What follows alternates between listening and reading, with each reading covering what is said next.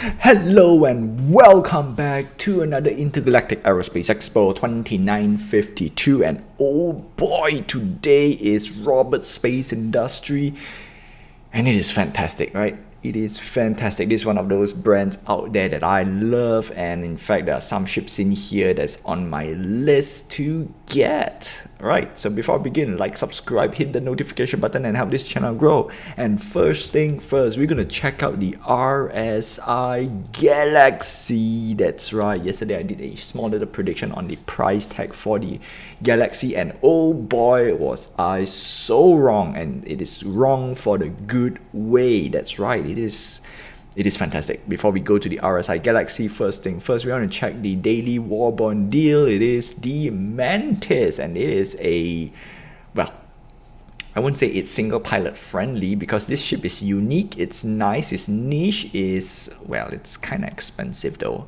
and $150, right? Simple as that. $150 and you get a $10 off, which is nice, which is fantastic, which is cool, great, and everything. Nice. All right, so that's that, and let's begin with the ship lineup, and then we're going to close off with the RSI Galaxy as a overview, and then we're going to move on to the individual concept ship that was offered during this year's IAE 2952. Yeah, it's good. It's good. It's great. It's fantastic. All right, so we're gonna start off with the Apollo Medivac. This is a medical ship, and now this ship is quite interesting. $275. Sure, it is a pricey ship. Same goes with the Apollo Triage. $250. This is a cheaper version. So what's the difference between the Medivac and the Triage?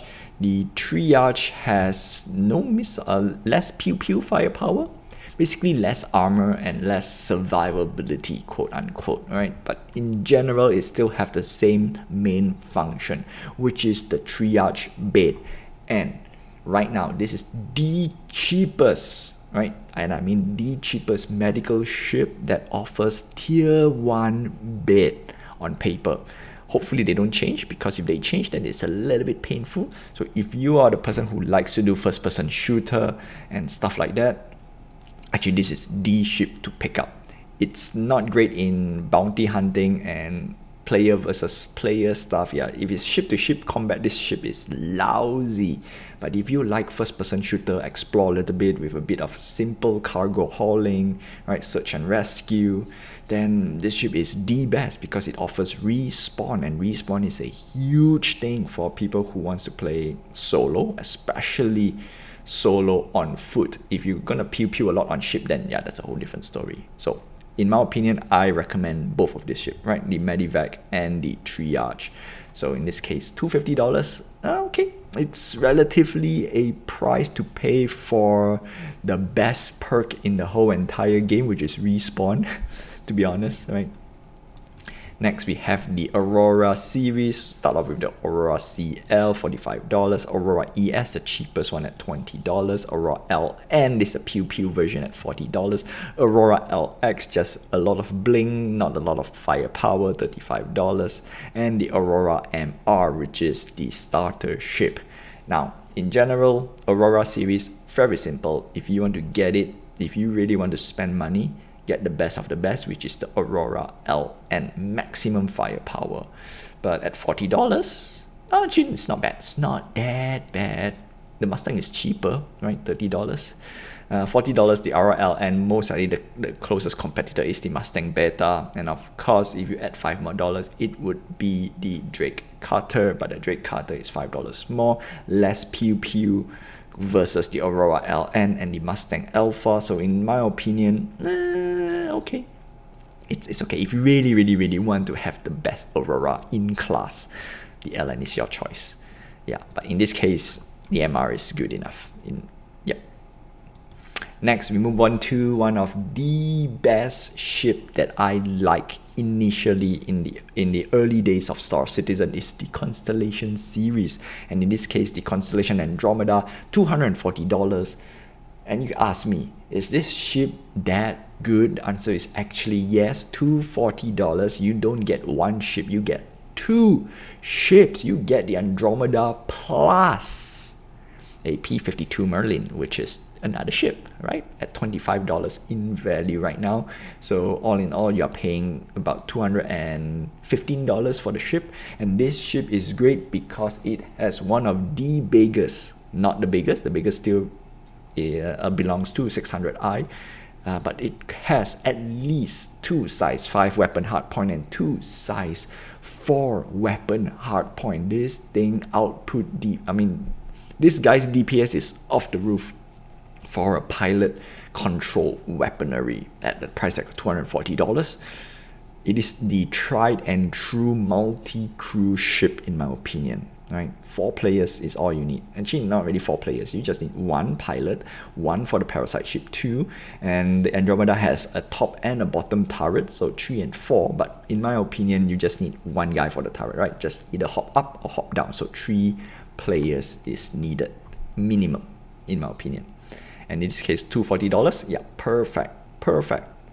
If you are lucky enough to get the earlier price tag, which is $225, that is even better. But $240 is not that bad, right? It's not that bad.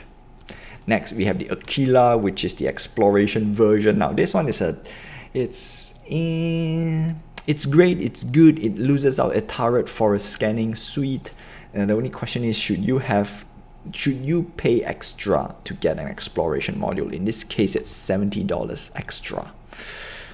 I would say hold it off, wait for the exploration game to come out, then only decide if you want it or not. The only saving grace right now for the Constellation Aquila is the the bridge. The bridge is more circular, it's much more nicer, less struts compared to the Andromeda. Andromeda is very angular, very wedgy. Yeah, that's the only difference. But I would say hold it off for a while, right? If you really want the Constellation Aquila, get the Andromeda, then CCU up or upgrade, right? I need to stop saying CCU. And then upgrade to the Constellation Aquila. And then if you realize exploration is not your thing, you don't waste any money, technically, right? You can exchange for store credit and grab more ships. Yeah. Next, we have the Constellation Phoenix at $350. This is a luxury touring ship. Because the existence of Origin JumpWorks 600i and the 400i, it's an easy skip in my opinion. Yeah, just skip it. It's great, it's good, it's nice, but $350, top it up a little bit, get the 600i touring version. Yeah, it's a little bit expensive, like maybe $425, but 600i is just way better in general, just way better. You get more value on the 600i versus the Constellation Phoenix, that's for sure. Next, we're gonna see next in line is the Constellation Taurus. Now, if you don't want the extra parasite ship, you don't want the P-52 Merlin, the Constellation Taurus is actually the best ship, and it's cheap, $190. You get a lot of stuff, right? Or rather, not say a lot of stuff. You get the best of the Constellation series minus the parasite ship. So in this case, this is a tried and true, a single pilot ship. Yeah, it's just large. That's all. It's huge. It's big. It doesn't move as great as a fighter, but it is a single pilot ship in my opinion. And that's it. I like the Taurus, right? Personally, I picked up the Taurus versus the Andromeda. The Andromeda is nice, but I want more solo capability, and I'm more of a solo pilot, so yeah, pick up the Taurus. Next, we have the RSI Galaxy. It is a modular multi-purpose ship, and guess what? Yesterday, I did predict somewhere around $500, I think. Yeah, I know it's cheaper than Carrack because it's modular, so you cannot have medical bay and certain stuff together. But oh boy, $380 for a base ship. Do you know this is the base price? That is way under my prediction, like way under, which is good. Fantastic, I like it. I like the price tag. It is just good. More on this later. Next, we have the Mantis, $150. This is a interdictor ship. This is more of a group play ship. Yeah, if you're gonna fly solo, this is a horrible ship to fly. Because it has an interdiction. What is an interdiction means? It creates a bubble that you cannot quantum jump in, or no, You cannot quantum jump out, and if you quantum jump in or when it's in between your path, you will get stopped. And it is a great ship to trap people. Yeah, and it's a good play ship. That's it.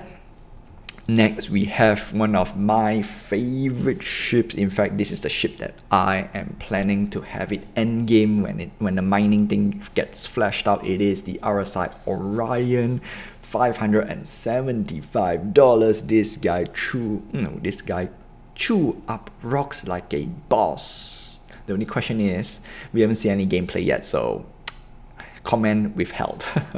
Would I recommend the Orion? $575. It's a very tough recommendation, right? Unless you're really into an alternate profession like mining in Star Citizen, don't care about combat, and you want to make the best profit. Yeah, that's that. So yeah, I'm definitely having this in my fleet. This is one of my not say favorite, like if you say anything that is sci-fi space type of games, I kind of like the mining gameplay because it's easy, it's chill in most cases. So I do hope CIG does make a very interesting large-scale mining operation, because that's going to be cool. If this is similar like Armageddon, oof, perfect, right? Perfect, because there's a danger mining asteroids and whatnot. Yeah, and the current mining gameplay loop is kind of interesting because the asteroid will explode and it will damage your ship, so you cannot just chill at the back. The only difference is that mining in Star Citizen right now, it's a hit or miss thing, right, in terms of profit, which is tough. I like constant flow of profit. Anyway, next we have the RSI Perseus, $675. Now we're getting more expensive. This is a frigate, and this ship is, again, like, I like this ship. The only thing that makes me not getting this ship is it doesn't have a medical bay, number one. Number two, $675 is a lot of money. Now, if money is not an option, there is only two options right now if you want something a bit more heavy on the pew side or the ship-to-ship action. Perseus versus the Hammerhead at the back. Now, the Hammerhead is more of a anti-fighter corvette, whereas the Perseus is more of a anti-large ship frigate, right? So, which is better? The question is how you want to run your missions. How are you going to engage people?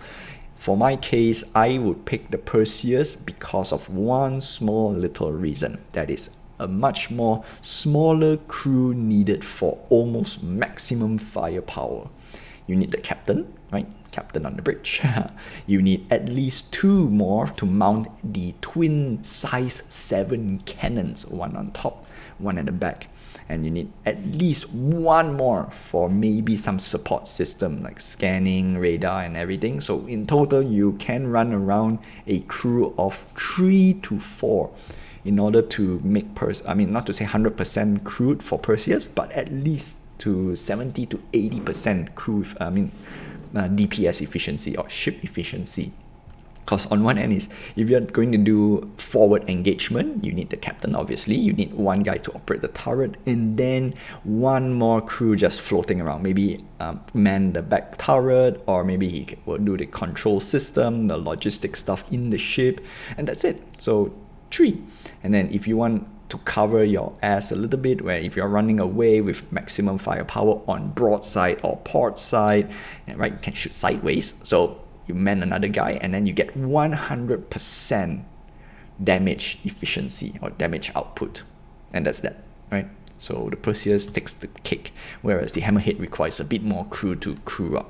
And then size 7, longer range, heavy hitting, and then if you are lucky, you can get almost, I think, one shot anything that is medium fighter with low armor and below. Light fighter is a one hit KO, definitely, for twin size 7 turret.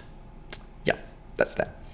Next, this is one of my favorite. Again, I have a lot of favorite ships. Maybe I'm going to do a top 10 or a top 5. What ship would I like to have, or what ship do I have in my fleet?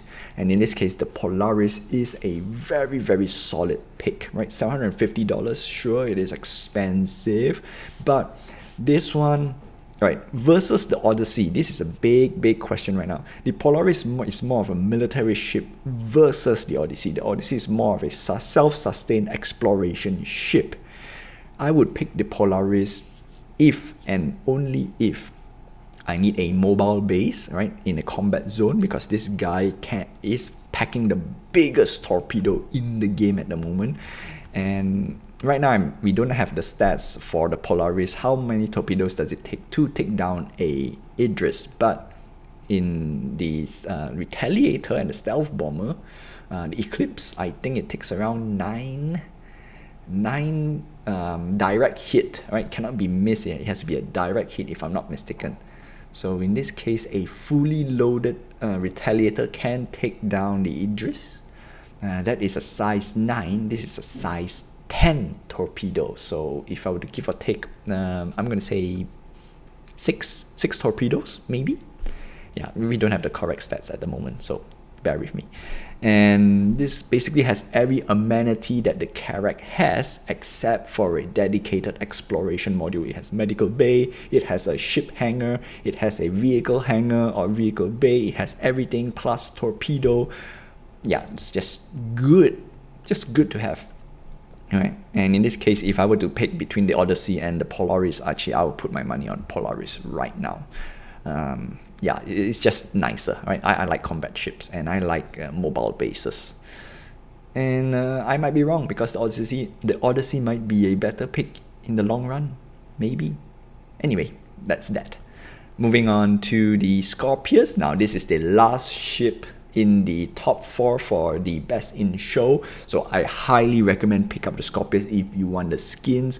And I need to find a way to raise up $250. I need to melt a lot of stuff. Ugh.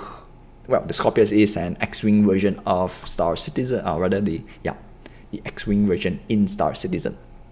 And that's about it. Maximum firepower, $240. Sure, it is much more expensive than the Anvil Hurricane.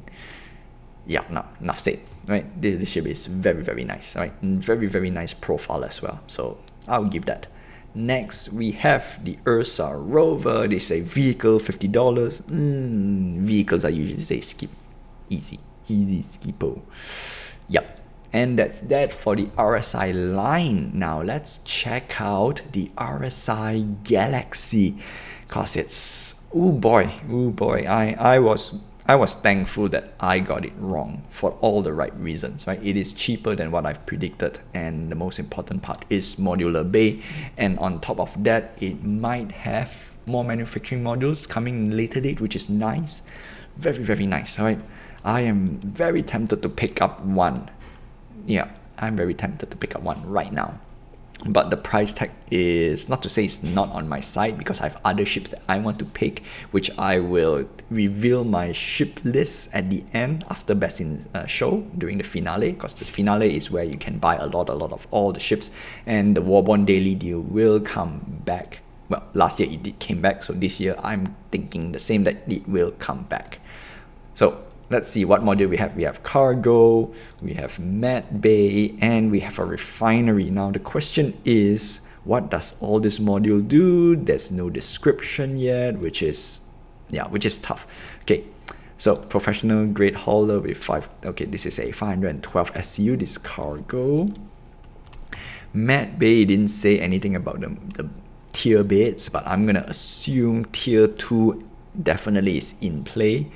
If we get tier 1, that would be fantastic. And then there's small little caveat is tier 2 might not offer respawn after the rework in the future. I'm not so sure. I do hope tier 2 is respawn, but if not, tier 1 is the de facto respawn medical bed, then the Apollo wins, right? The Apollo Medivac and Triage.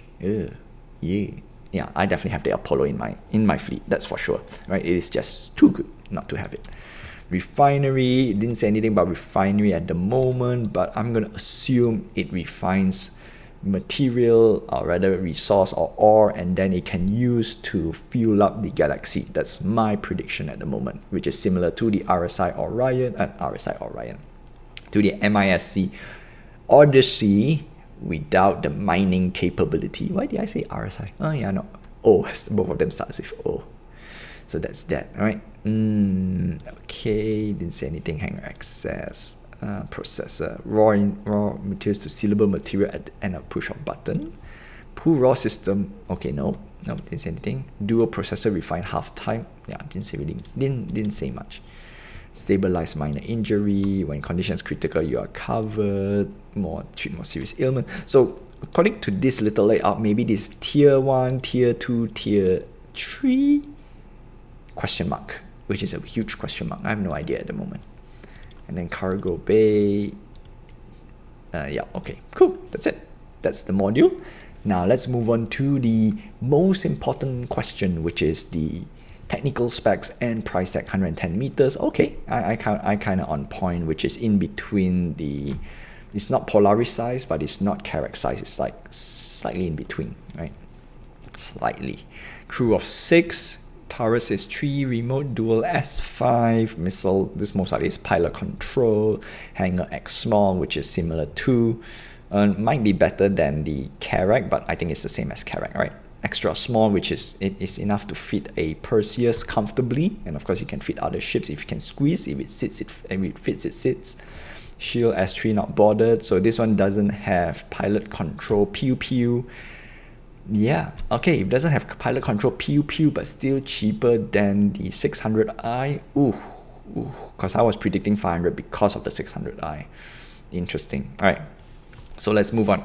$415. This is for the freighter. $430 for the hospital. $425 for the refinery. This is a war bond.